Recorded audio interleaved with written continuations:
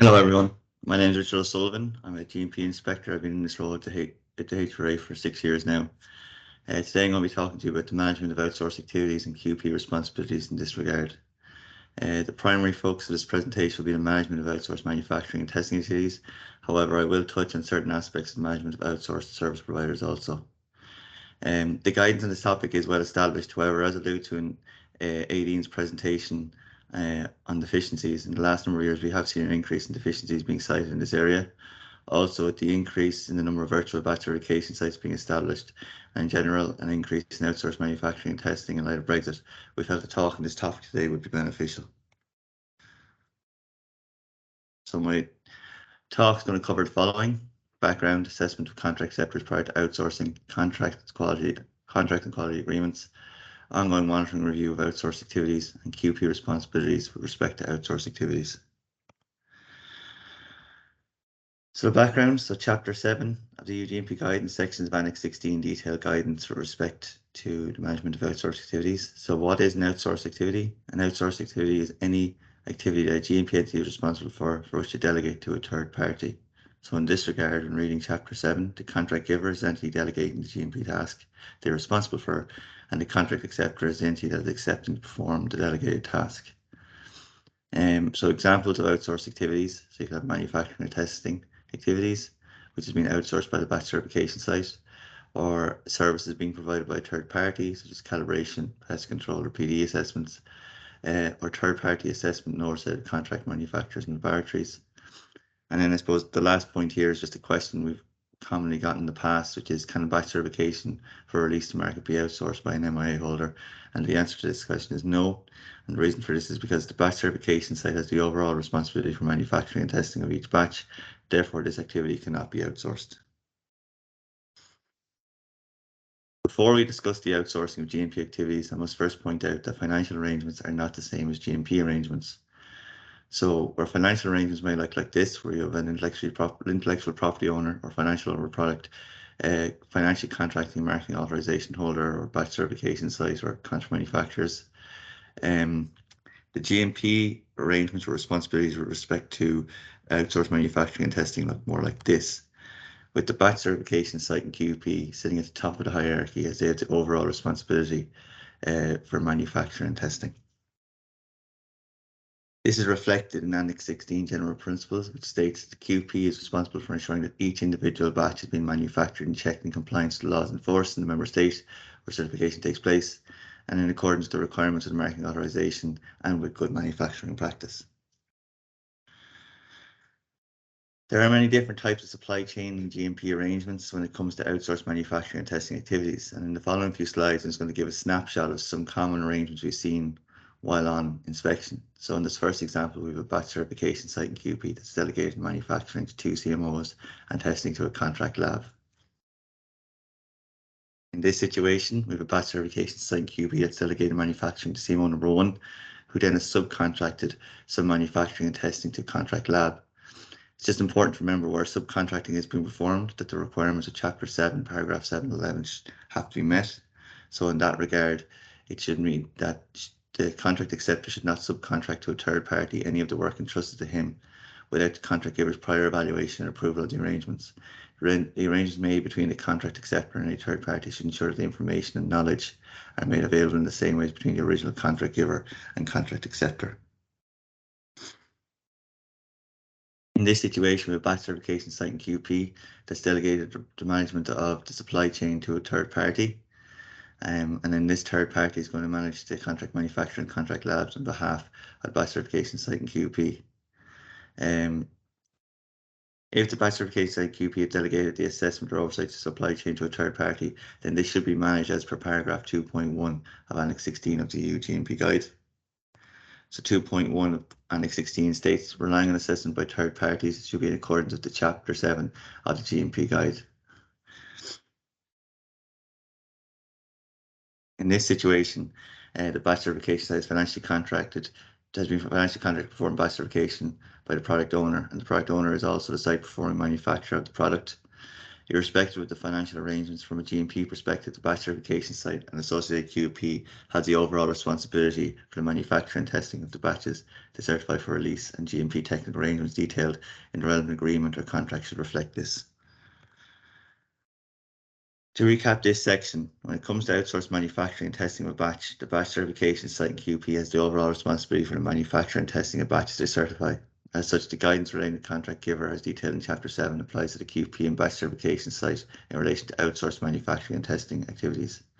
Now, it is understood that quality arrangements and agreements may be part of larger financial or political contracts, so we do not necessarily require that the batch certification site is specifically listed as the contract giver in the contractor agreement. However, the section of the contractor agreement that details the GMP technical arrangements should clearly reflect the batch certification site and QP have overall responsibility for manufacturing and testing.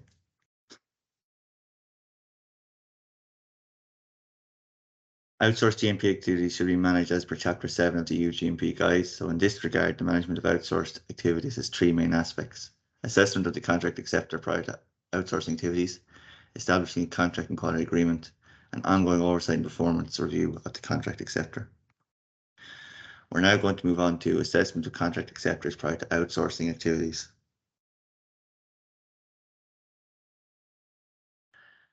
So prior to outsourcing, the contract giver is responsible for assessing the legality, suitability, and competence of the contract acceptor to carry out successfully the outsourced activities.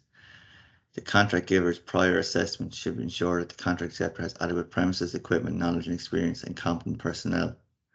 And the level of prior assessment will differ depending on the criticality and complexity of the GMP activities being outsourced.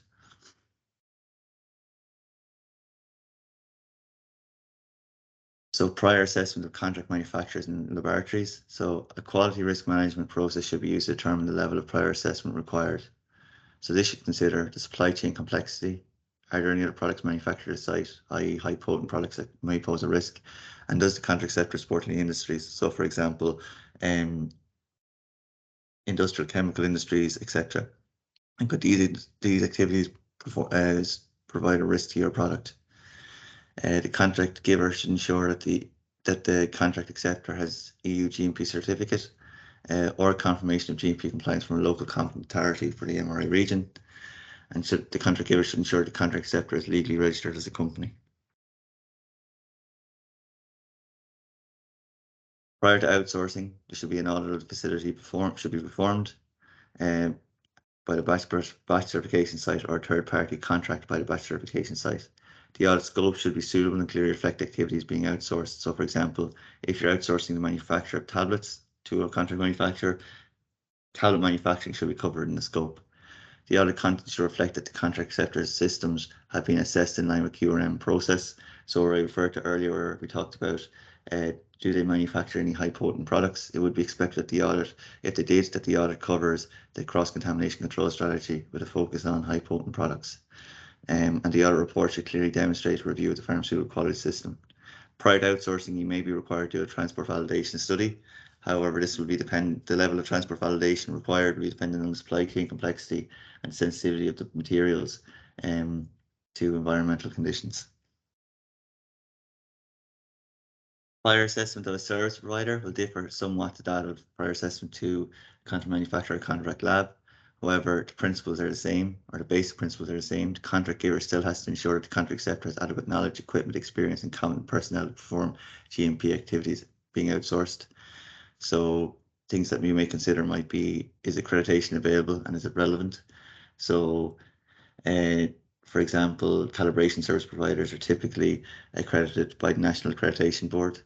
And what I mean by relevant, I suppose, is a lot of companies will be ISO 45,000, will state to be ISO 45,000 compliant. This is a health and safety standard or an occupational safety standard, and doesn't necessarily infer that a company can perform the service that they're being delegated, i.e. calibration. Does the service provider personnel have experience working in GMP environment? It is obviously a bonus if they do, but the main thing to remember is that the contract giver is responsible for ensuring that the contract acceptor's personnel are suitably trained to enter the contract giver's GMP environment. So for example, documentation practices, gowning, personal hygiene, etc. Is the service provider appropriately qualified? This may come into play when we're talking about outsourced PDE assessments. So you want to make sure that the person who's providing PDE assessment is appropriately qualified and suitable experience. Equipment used by the service provider might need to be assessed prior to outsourcing. So, for example, the calibration weights are traceable to a national standard. And again, the contract giver should ensure the contract acceptor is legally registered as a company. We're now going to move on to contracts and quality agreements. So paragraph 7.7 of chapter 7 details the following respect to contracts and agreements. So there should be a written contract and agreement covering outsourced activities, the products or operations to which they are related, and any technical arrangements made in connection with it. So the contract agreement should be compliant with the GMP guide, marketing authorization of the product, and specific regulations of forthlaying to the contract acceptor and contract giver. So a common issue we find on inspection is that the technical agreement the contract manufacturer's address is not the same as the address detailed in the marketing authorization for a manufacturing site. The contract should clearly identify which party undertakes each step of outsourced activity and responsibilities in this regard. Again, another common deficiency we identify in inspections where it says management of supply chain and both parties, the contract giver and contract acceptor, are ticked as being responsible. And it's not clear which party is responsible for what aspects of the supply chain. The contract should clearly detail which aspects each party is responsible for with respect to the supply chain. The contract should clearly indicate that all records relating to outsourced activities should be made available to the contract giver, should permit the contract giver or their representative to audit the outsourced activities performed by the contract acceptor and mutually agreed subcontractors, and the contract should clearly detail responsibilities and timelines for the contract acceptor for notifying the contract giver of any quality events, i.e. deviations, complaints, quality defects, change controls that may have a potential to impact product quality. The contract should be in a format. The format of the contract quality agreement should be defined in the contract giver's QMS. If the contract is not in the contract giver's format or template, then a review should be performed to ensure that the contract agreement fulfills the contract giver's QMS for a contract agreement. The contract and agreement should be regularly reviewed and kept up to date. It's just a point on the review of contracts. This review should be formal and should be documented to be able to provide evidence to, that the review is being performed. The contract should clearly state that the contract acceptor should not subcontract any work to a third party without the contract giver's prior evaluation and approval of the arrangements. An arrangement should also clearly detail that the contract acceptor is responsible for informing the contract giver of any changes in their GMP or legal status. We're now going to move on to the ongoing monitoring and review of outsourced activities.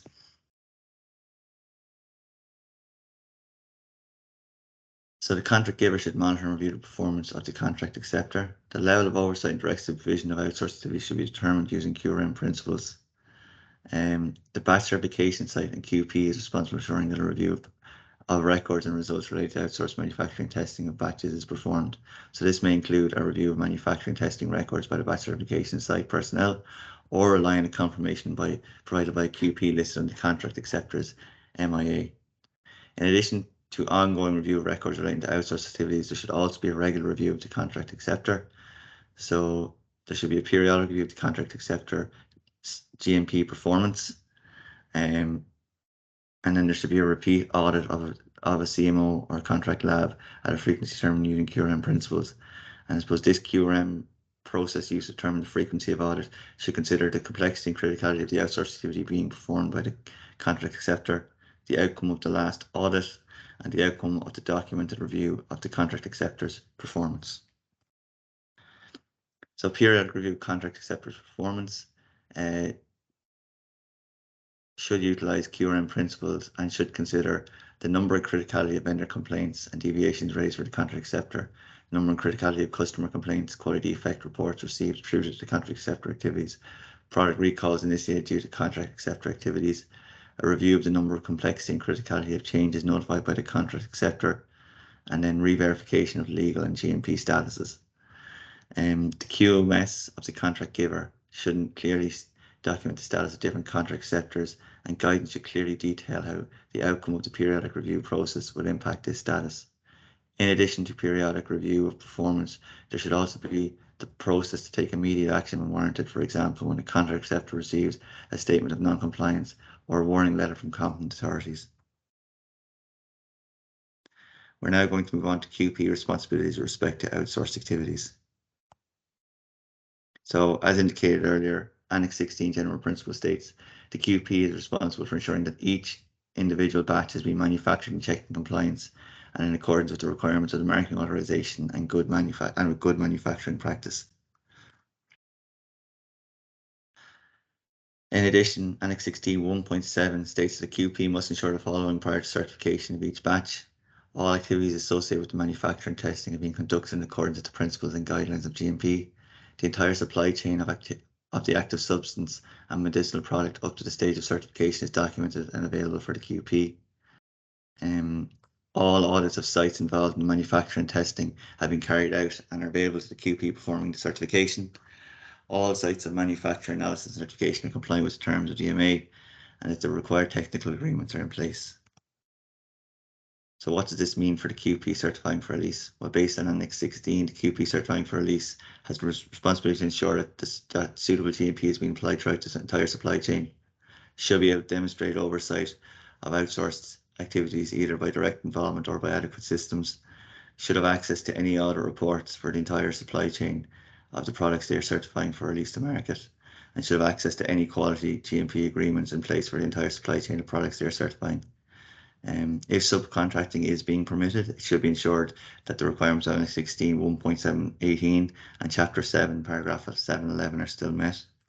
So what this means is that the QP certifying for release can ensure that the required technical agreements are in place, and that the contract acceptor should not subcontract to a third party any work without the contract giver's prior evaluation and approval, and the arrangements made between the contract acceptor and any third parties ensure the information and knowledge are made available in the same way between the original contract giver and contract acceptor.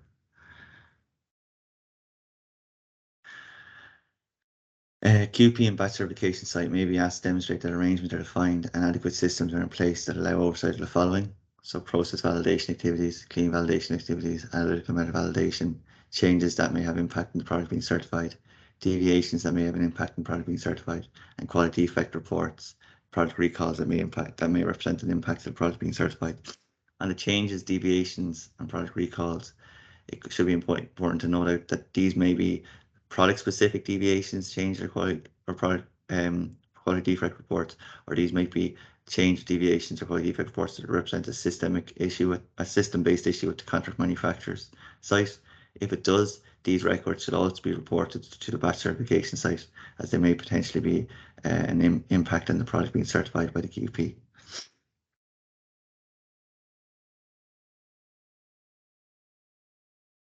Annex 16, paragraph 1.7 does allow for the QP to delegate tasks to members in the same pharmaceutical quality system or third parties, provided this delegation is well-founded.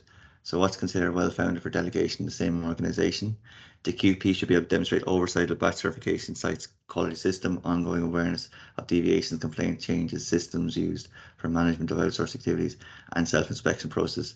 The batch certification site procedure should clearly detail the process for escalation of quality-based issues to the QP. What's considered well-founded for delegation to a third party? Section 2 of Annex 16 details guidance where assessment oversight of contract manufacturing testing is delegated to a third party. In this regard, paragraph 2.1 indicates that if a QP is relying on third-party assessment, then the reliance should be in accordance with Chapter 7 of the EU GMP Guide and should be subject to prior assessment, agreement and ongoing monitoring. Annex 16 does allow for sharing responsibilities between QPs and states the following. So for products manufactured in the EU and EEA, 1.4.2 of Annex 16 states the QP performs certification of finished product batch may assume full responsibility for all stages of manufacture, or this responsibility may be shared with other QPs who have provided confirmation for the specified steps. 1.4.3 of Annex 16 states that any sharing responsibility amongst QPs must be defined in a document formally agreed by all parties. This document should detail responsibility for assessment of impact of any deviations. For products imported from third countries, Annex 16 1.5.2 states the QP certifying the finished medicinal product batch may take account of the confirmation by and share defined responsibilities with other QPs in relation to any manufacturing and importation operation taking place at other sites in the EU and other manufacturing authorization holders defined in the relevant MA. So what does this mean? QP certifying for release can rely on QP confirmation by QP at an EU CMO site for activities performed at that site if clearly defined in the contract and quality agreement. In this regard, the releasing QP may not have responsibility to ensure a review of batch records and quality records for each batch is performed for activities at the EU CMO, which is being confirmed by a QP at that site. QP certifying for release can rely on QP confirmation by QP at EU CMO for manufacturing activities performed in third country. However, the QP providing confirmation must be named as a QP and the MIA of a site that is performing further manufacturing in the EU or acting as the site of physical importation for the relevant batches. It is the releasing QP that is choosing to share responsibility, and as such, the sharing of responsibility should be well founded by the releasing QP. So in this regard, the arrangement should be managed as per Chapter 7 of the EU GMP Guide. In relation to sharing responsibilities, it must be highlighted that as per Annex 16.1.3, the following is stated. So Annex 16.1.3 states, regardless of how many sites are involved, the QP performance certification of the finished product must ensure that all necessary steps have been completed to assure compliance with the batch with GMP, DMA and other legal obligations. Therefore, irrespective of the arrangements with respect to the sharing of responsibilities, the QP performance certification for release still has the overall responsibility for the manufacturing and testing of each batch they certify. The EMA Q&A document relating to Annex 16 also confirms this expectation. So EU GMP Guide Supplementary Requirements Annex 16, question 2, can there be more than one QP involved in certification of a given batch? And the answer to question 2, in such cases, the overall responsibility for the correct manufacture of the batch lies with the QP performing final certification. So I will finish a return to this diagram as I feel this is the key message that I want to portray, which is that the batch certification site and its QP have the overall responsibility with respect to the manufacturing and testing of each batch they certify for release to market. So in this regard, QP and the batch certification site have the same responsibility for outsourced manufacturing and testing performed by third parties as they would if the manufacturing testing was performed at the MIA address of the batch certification site. And that concludes my talk. Thank you for listening.